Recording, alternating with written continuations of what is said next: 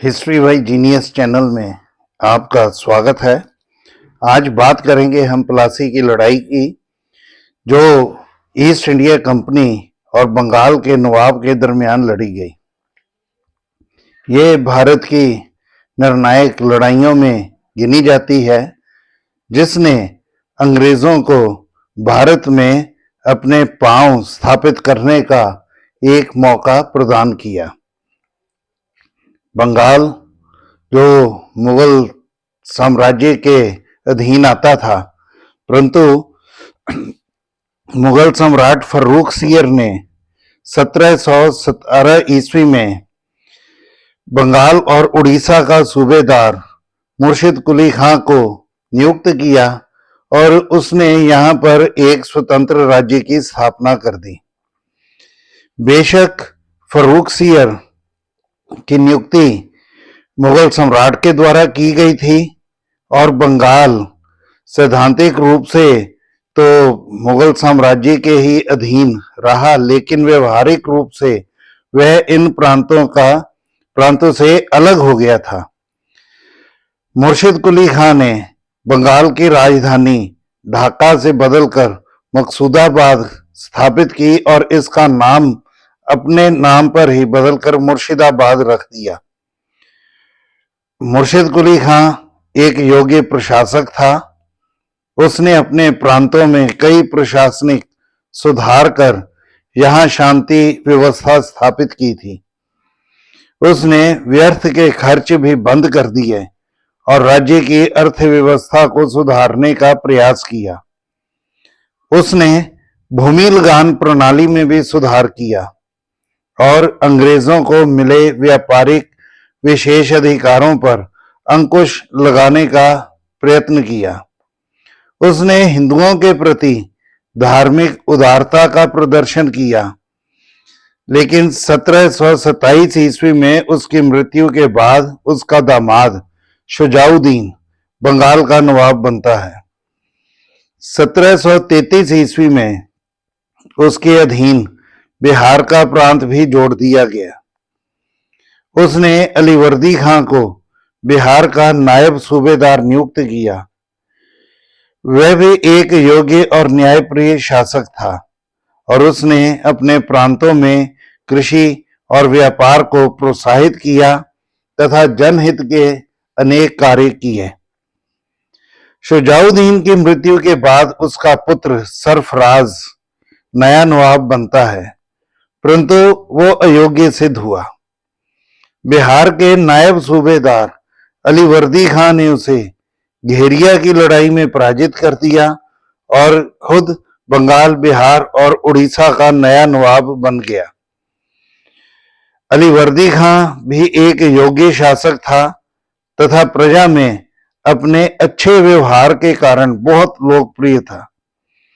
उसने हिंदुओं के प्रति धार्मिक सहनशीलता की नीति अपनाई। 1746 ईस्वी में उसने मुगल सम्राट को कर देना बंद कर दिया। इस प्रकार ये प्रदेश मुगल साम्राज्य से व्यवहारिक रूप से पूर्ण तौर पर अलग हो गए। उसने बंगाल में अंग्रेजों और फ्रांसीसियों के प्रभाव को बढ़ने से रोका, परंतु मराठों के विरुद्ध उसे पराजय का सामना करना पड़ा और अपने राज्य की मराठों के आक्रमणों से रक्षा के लिए उसने उनके साथ एक संधि कर ली, जिसके अनुसार उसने उड़ीसा का बहुत सा इलाका मराठों को सौंप दिया तथा चौथ के रूप में उन्हें 12 लाख रुपए सालाना देना स्वीकार किया। अलीवर्दी खां की मृत्यु 1756 में हुई और इसके बाद उसका दोहता मिर्जा मुहम्मद सिराजुद्दौला की उपाधि धारण कर बंगाल का नया नवाब बना। अलीवर्दी खां की दरअसल 3 पुत्रियां थीं, जिनके पति अलीवर्दी खां के जीवन काल में ही मर चुके थे। इसलिए अलीवर्दी खां ने अपनी बड़ी पुत्री के पुत्र सिराजुद्दौला को अपना उत्तराधिकारी नियुक्त किया था, परंतु उसकी अन्य पुत्रियों ने उसके इस फैसले का विरोध किया। नवाब बनते ही सिराजुद्दौला ने अपने संबंधियों के विरोध का सामना करना शुरू किया। इसी समय बंगाल में अंग्रेज भी अपना प्रभाव बढ़ा रहे थे। उन्होंने कलकत्ता की किलेबंदी शुरू कर दी और 1717 ईस्वी में मुगल सम्राट फर्रुखसियर द्वारा प्राप्त व्यापारिक सुविधाओं का दुरुपयोग करने लगे। उन्होंने नवाब के विरोधियों को भी शरण देना शुरू किया, यहां तक कि उन्होंने नवाब के सेनापति मीर जाफर के साथ मिलकर उसके खिलाफ षड्यंत्र रचा और 23 जून 1757 ईस्वी को प्लासी की लड़ाई में उसे पराजित कर दिया। इसके बाद मीर जाफर बंगाल का नया नवाब बना, परंतु वह अंग्रेजों के हाथों में कठपुतली बना रहा। अब हम बात करेंगे प्लासी की लड़ाई के कारणों की।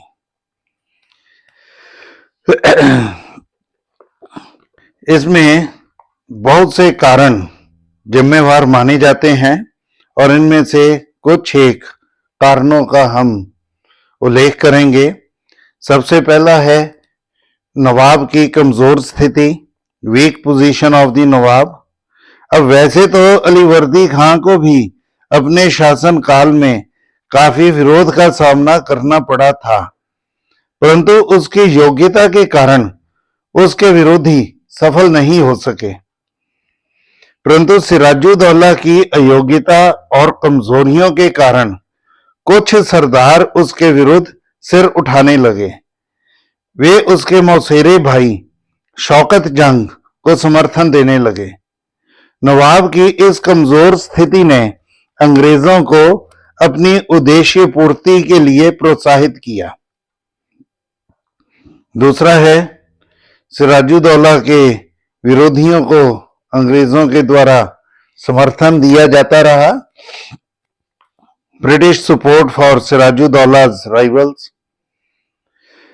अंग्रेजों ने नवाब के विरोधियों शौकत जंग, घसीटी बेगम वगैरह की सहायता करनी शुरू कर दी और उसकी कठिनाइयों में वृद्धि करने लगे। ओर्म ने इस संदर्भ में लिखा है कि जब नवाब अलीवर्दी खां के बचने की कोई उम्मीद ना रही तो घसीटी बेगम ने अपने पुत्र को नवाब बनाने के प्रयास तेज कर दिए। यहां तक कि उसने वाट्स, जो कासिम बाजार में ब्रिटिश एजेंट था, उससे भी सहायता का वचन ले लिया। इसका उल्लेख जो है ये transactions of the British nation in Indostan second volume में इसका उल्लेख जो है वो हमें मिलता है। इस संदर्भ में नवाब के पूछने पर वे उसे संतोषजनक जवाब नहीं दे पाए। इसने नवाब को उनका कट्टर दुश्मन बना दिया। तीसरा, अंग्रेजों के द्वारा कलकत्ता की किलेबंदी, फोर्टिफिकेशन ऑफ कैलकटा। अब यूरोप में सप्तवर्षीय युद्ध 7 Years वॉर आरंभ होने के तुरंत बाद अंग्रेजों और फ्रांसीसियों ने बंगाल में अपनी अपनी बस्तियों की किलेबंदी शुरू कर दी। इसके साथ ही इन्होंने सैनिकों की संख्या में भी काफी वृद्धि कर ली।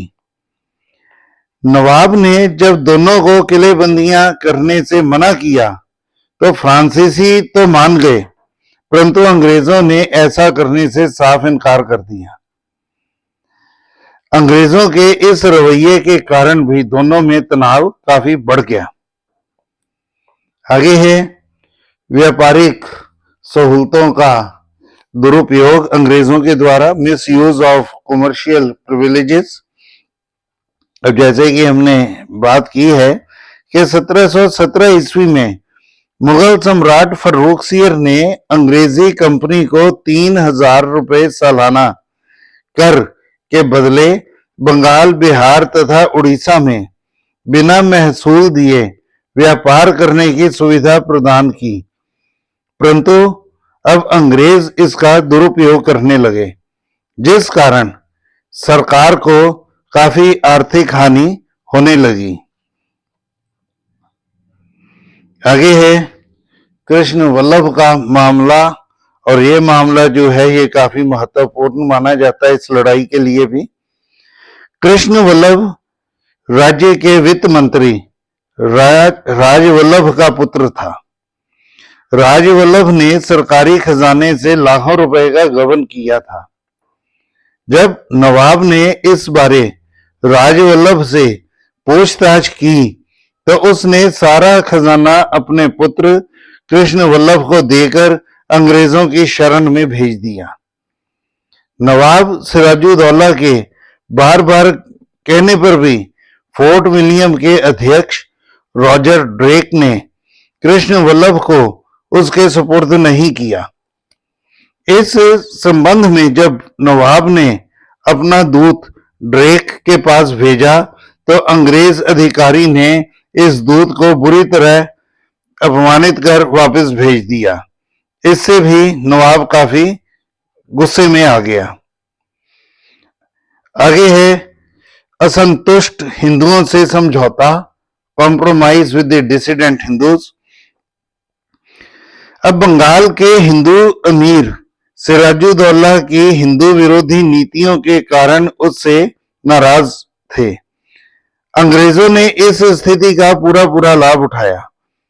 उन्होंने जगत सेठ, किशन चंद आदि राज्य के प्रमुख हिंदू सरदारों के साथ समझौता कर लिया तथा नवाब के विरुद्ध गतिविधियां तेज करने लगे। इस दौरान नवाब ने कलकत्ता पर अधिकार कर लिया। Capture of Calcutta by the nawab. जून 1756 ईस्वी में नवाब ने एक विशाल सेना के साथ अंग्रेजों के कासिम बाजार स्थित कारखानों पर अधिकार कर लिया। इसके बाद उसने कलकत्ता पर आक्रमण कर दिया और फोर्ट विलियम को घेर लिया। होलवेल के नेतृत्व में अंग्रेजों ने नवाब की सेनाओं का थोड़ा सा विरोध करने के बाद आत्मसमर्पण कर दिया। इस प्रकार नवाब ने 20 जून 1756 ईस्वी को कलकत्ता पर अधिकार कर लिया तथा इसे मानिक चंद की देख रेख में सौंपकर स्वयं मुर्शिदाबाद वापस लौट आया। अब एक और घटना जिसे इस लड़ाई के लिए बहुत महत्वपूर्ण कई राइटर्स मानते हैं वो है ब्लैक होल की दुर्घटना। अब कलकत्ता के पतन के बाद नवाब ने फोर्ट विलियम में मौजूद 146 अंग्रेजों को, जिनमें औरतें और बच्चे भी शामिल थे, कैद कर लिया और रात्रि के समय उन्हें 18 फीट लंबे और 14 फीट 10 इंच चौड़े एक अंधेरे कक्ष में बंद कर दिया। 10 घंटे बाद सुबह जब कक्ष का दरवाजा खुला तो इनमें से 123 बंदियों की भीषण गर्मी तथा दम घुटने के कारण मृत्यु हो चुकी थी। जो 23 व्यक्ति शेष बचे थे उनमें एक नवयुवती भी थी जिसके पति का उसी रात्रि को देहांत हुआ था। इसलिए उस स्त्री को मीर जाफर के हरम में भेज दिया गया। इस घटना को इतिहास में ब्लैक होल दुर्घटना के नाम से, ब्लैक होल ट्रेजेडी के नाम से जाना जाता है। अब हम बात करेंगे कि क्या ये घटना जो है ये हुई, इसकी क्या ऐतिहासिकता है, इस पर संदेह भी व्यक्त किया जाता है। इसका कारण यह है कि इस घटना का उल्लेख केवल होलवेल ने किया है, जो उन सौभाग्यशाली व्यक्तियों में एक था जो जीवित बचे थे। अन्य किसी भी समकालीन स्रोत में इसका उल्लेख नहीं मिलता। सैयद गुलाम हुसैन ने भी इसका कोई जिक्र नहीं किया। सर इलियट और डाउसन ने यह तो अवश्य बताया है कि बड़ी संख्या में पुरुषों, स्त्रियों और बच्चों को बंदी बनाया गया था तथा उनकी संपत्ति को सिराजुद्दौला की सेना ने लूटा। परंतु ब्लैक होल जैसी किसी भी घटना के संदर्भ में वो चुप हैं। लिटल जैसे कई अंग्रेज लेखक भी इस वृत्तांत को दोषपूर्ण मानते हुए अस्वीकार करते हैं। इनके अनुसार इतने छोटे कक्ष में 146 व्यक्तियों को बंद किया जाना व्यवहारिक तौर पर ही संभव नहीं है। पीई रॉबर्ट्स भी इस घटना के लिए सिराजुद्दौला को उत्तरदायी नहीं मानता। बेशक उसका मानना है कि नवाब ने दोषियों को दंडित नहीं किया। रिचर्ड ओर्म ने इस घटना के पीछे पूरी तरह से सिराजुद्दौला को ही जिम्मेवार माना है, जबकि इस वृत्तांत के रचयिता हॉलवेल ने इसके पीछे पूरी तरह से व्यापारी अमीचंद को जिम्मेवार बताया है, जो अपने व्यापारिक हितों के लिए अंग्रेजों के विरुद्ध षड्यंत्र रच रहा था। डॉक्टर स्मिथ का कथन है कि यह घटना अवश्य घटी, यद्यपि इसमें कुछ अनिश्चितताएं अवश्य हैं। दूसरी ओर Sir George Dunbar, Percival Spear, Professor Dodwell तथा लॉर्ड कर्जन इसकी सत्यता पर पूर्ण तौर पर विश्वास करते हैं। अब ये घटना घटी या नहीं घटी, लेकिन इतिहास के पन्नों में बेशक बाद में दर्ज हुई, तो इसे भी एक कारण अवश्य माना जाता है प्लासी की लड़ाई के लिए। आगे है अंग्रेजों का कलकत्ता पर दोबारा अधिकार करना, recapture of Calcutta by the British. जब कलकत्ता पर नवाब के अधिकार की सूचना मद्रास पहुंची, तो क्लाइव और वाटसन के नेतृत्व में ब्रिटिश सेना ने कलकत्ता पर आक्रमण कर दिया। उन्होंने मानेकचंद को रिश्वत देकर अपने साथ मिला लिया तथा बिना किसी विशेष विरोध के जनवरी 1757 ईस्वी में इस पर अधिकार कर लिया। नवाब ने 40,000 सैनिकों के साथ कलकत्ता की ओर कूच किया, परंतु पराजित हुआ और आखिरकार अपने अधिकारियों की सलाह पर उसने अंग्रेजों के साथ 9 फरवरी 1757 ईस्वी को अलीनगर की संधि कर ली और इस संधि के अनुसार मुगल सम्राट द्वारा अंग्रेजों को मिले सभी विशेष अधिकारों की पुष्टि कर दी गई। दूसरा, बंगाल, बिहार तथा उड़ीसा में अंग्रेजों को दस्तक की सुविधा दोबारा से प्रदान की गई। तीसरा, कंपनी को उसकी सभी फैक्ट्रियां वापस मिल गईं तथा क्षतिपूर्ति के लिए हर्जाना देने का भी वचन दिया गया। इसके अलावा कंपनी को कलकत्ता में किलेबंदी करने का भी अधिकार मिल गया। तो इस तरह से बंगाल की विजय की ओर अंग्रेजों ने पहला कदम बढ़ाया। आगे है चंद्रनगर पर अंग्रेजों ने अधिकार किया। अब क्लाइव के मन में डर था कि कहीं नवाब फ्रांसीसियों के साथ ना मिल जाए, तो क्लाइव का सौभाग्य था कि इस समय फ्रांसीसी तीसरे कर्नाटक युद्ध में उलझे हुए थे और समय का लाभ उठाते हुए क्लाइव ने चंद्रनगर पर अधिकार कर लिया।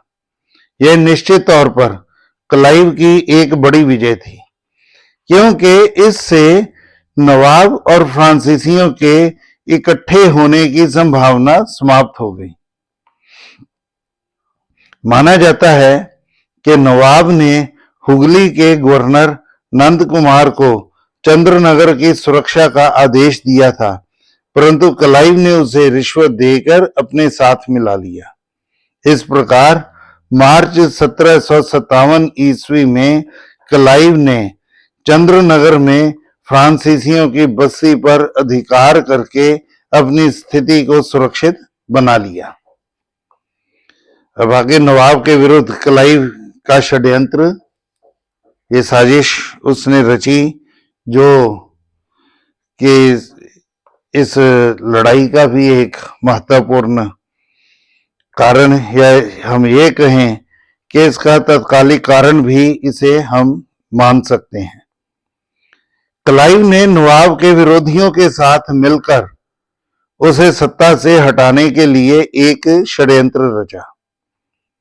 उसने मीर जाफर, जो नवाब सिराजुद्दौला का सेनापति तथा भूतपूर्व नवाब अलीवर्दी खां का बहनोई था, उसके साथ साठगांठ कर ली।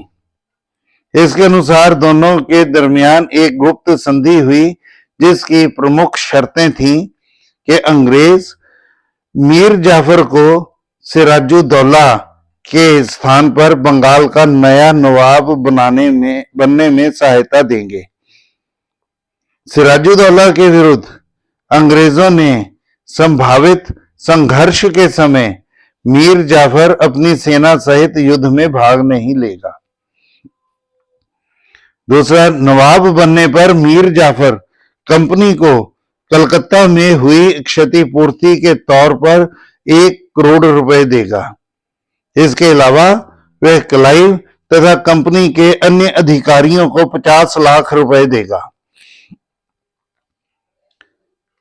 इसके अलावा मीर जाफर कंपनी को कुछ निश्चित प्रदेश देगा तथा फ्रांसीसियों को बंगाल से निकलने का आदेश देगा। फिर मीर जाफर अंग्रेजों को व्यापारिक सुविधाएं प्रदान करेगा तथा हुगली के निकट उन्हें दुर्ग के निर्माण की भी आज्ञा देगा। इसके साथ जब तक मीर जाफर संधि की शर्तों का पालन करता रहेगा, तब तक कंपनी उसके सभी शत्रुओं के विरुद्ध उसकी सहायता करती रहेगी। अब ये जो संधि हुई है, इसमें अमीचंद की भूमिका भी बड़ी महत्वपूर्ण मानी जाती है, क्योंकि अमीचंद ने क्लाइव तथा मीर जाफर के दरमियान एक मीडिएटर, एक मध्यस्थ की भूमिका निभाई थी। अब वो क्लाइव से सिराजुद्दौला के खजाने का 5% तथा उसके जेवरों का 1/4 भाग देने की मांग करने लगा, वरना उसने उसे धमकी दी कि वो इस सारी साजिश का नवाब के सामने पर्दाफाश कर देगा। परंतु क्लाइव अमीचंद को कुछ भी देने के पक्ष में नहीं था, इसलिए उसने अमीचंद के साथ एक संधि पत्र के 2 दस्तावेज तैयार करवा लिए। इनमें एक नकली था, जिसमें अमीचंद को 30 लाख रुपए देने स्वीकार किए गए थे, परंतु असली दस्तावेज में इसका कोई जिक्र नहीं था। उसने एडमिरल वाटसन से इस पर हस्ताक्षर करने को कहा, परंतु वाटसन ने ऐसा करना अंग्रेजों की नैतिकता और प्रतिष्ठा के विरुद्ध मानते हुए हस्ताक्षर करने से मना कर दिया। इस पर क्लाइव ने लैंशिंगटन से वाटसन के जाली हस्ताक्षर करवा लिए। अब अमीचंद को इस धोखे की जानकारी उस समय हुई जब षड्यंत्र को सफलतापूर्वक कार्य रूप दिया जा चुका था और मीर जाफर नवाब बन चुका था। इसके बावजूद कंपनी के डायरेक्टरों को 15 वर्षों तक इस संबंध में कोई जानकारी ही नहीं हुई। तो इस तरह से ये कुछ कारण बने इस लड़ाई के, और जब षड्यंत्र पूरा हुआ तो क्लाइव ने नवाब को एक पत्र लिखा। इसमें उस पर फ्रांसीसियों के साथ मिलकर अंग्रेजों के विरुद्ध षड्यंत्र और अलीनगर की संधि भंग करने का आरोप लगाया गया। नवाब के उत्तर की प्रतीक्षा किए बिना ही उसने 3000 सैनिकों सहित, जिनमें 800 यूरोपियन सैनिक और 2200 भारतीय सैनिक थे, इनके साथ उसने बंगाल की राजधानी मुर्शिदाबाद की ओर प्रस्थान किया।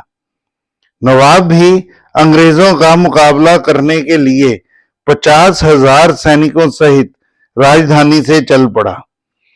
दोनों सेनाएं प्लासी के मैदान में आमने सामने डट गईं। 23 जून 1757 ईस्वी को लड़ाई आरंभ हुई।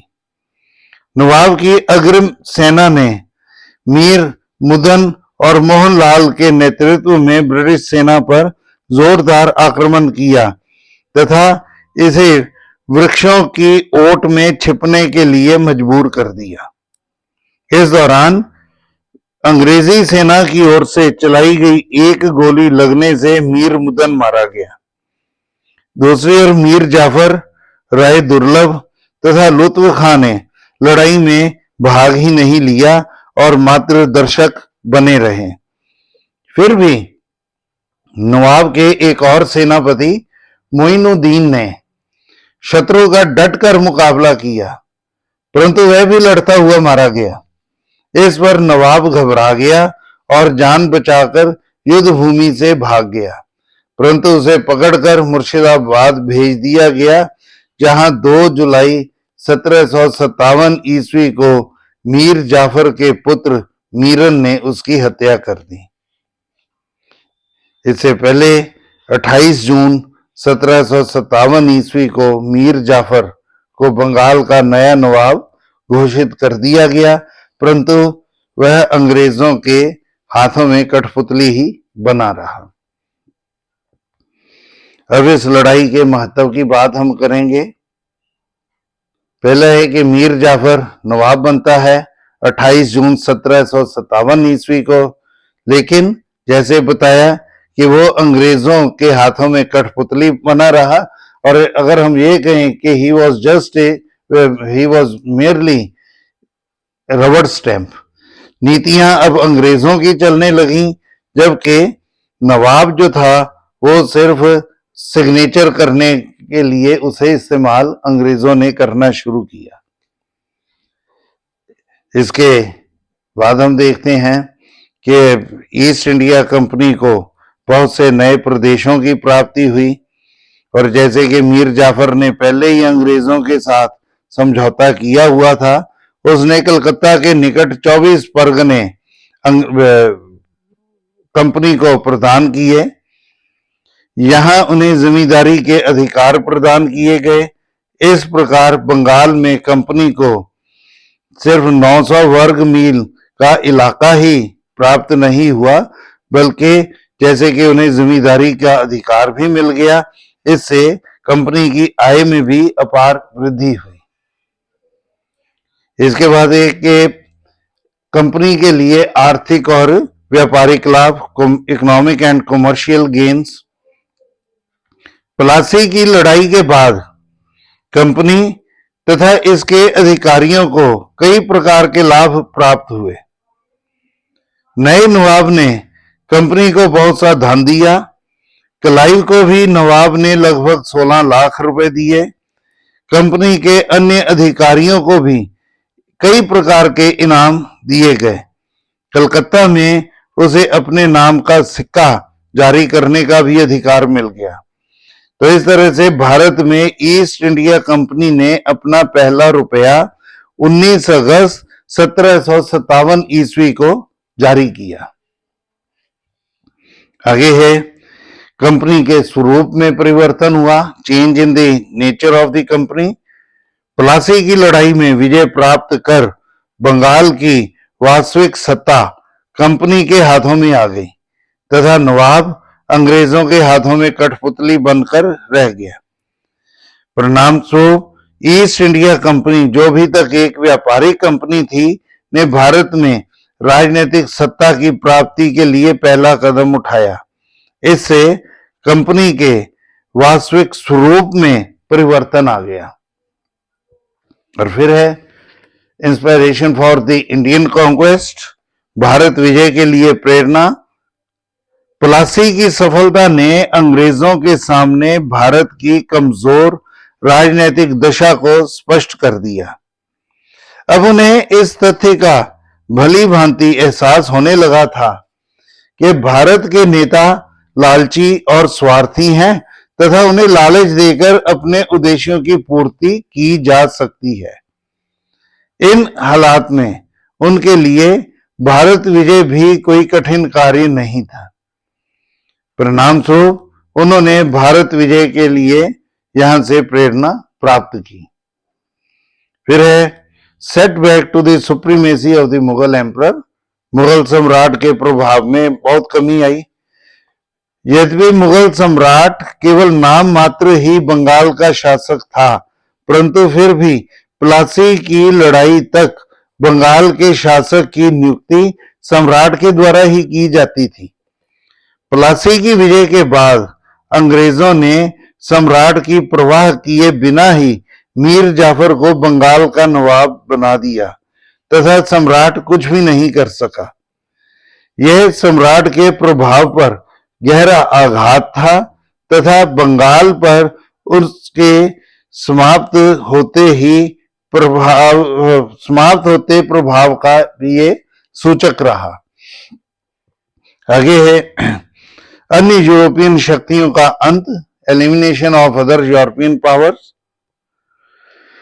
प्लासी की लड़ाई में अंग्रेजों की विजय के बाद अन्य यूरोपीय शक्तियों को भारत में पूरी तरह निष्कासित कर दिया गया। बंगाल पर प्रभाव स्थापित करने के बाद अंग्रेजों ने बड़ी आसानी के साथ फ्रांसीसियों को तीसरे कर्नाटक युद्ध में पराजित कर दिया। इसके बाद किसी भी अन्य यूरोपीय शक्ति में अंग्रेजों की भारत में सर्वोच्चता को चुनौती देने का साहस नहीं रहा। और इसके अलावा बंगाल की दशा भी बहुत दयनीय हो गई। Deterioration of the condition of Bengal. Plassey की लड़ाई के बाद बंगाल की दशा दयनीय होने लगी। इस विजय के परिणाम स्वरूप बंगाल की राजनीति पर अंग्रेजों का प्रभाव स्थापित हो गया। उनके उद्देश्य आम प्रजा की भलाई की अपेक्षा अपने स्वार्थों की पूर्ति करना था। कंपनी के कर्मचारी भ्रष्ट हो चुके थे तथा साधारण लोगों का शोषण करने लगे थे। कुल मिलाकर बंगाल की समृद्धि का दौर समाप्त हो गया और इसकी स्थिति निरंतर दयनीय होती चली गई। आगे है भारत की राजनीतिक कमजोरी जो थी, ये भी सारे दुनिया के सामने आने लगी, क्योंकि यहां पर जो लड़ाई लड़ी गई वो सिर्फ बंगाल के द्वारा लड़ी गई, बंगाल के नवाब के द्वारा लड़ी गई और वहां भी विश्वासघात करके मीर जाफर तथा अन्य कई सेनापति वो अलग हो गए। तो अंग्रेजों ने प्लासी की लड़ाई दरबारियों के विश्वासघात, दरबारियों के निजी स्वार्थ और महत्वाकांक्षाओं का लाभ उठाकर जीती थी।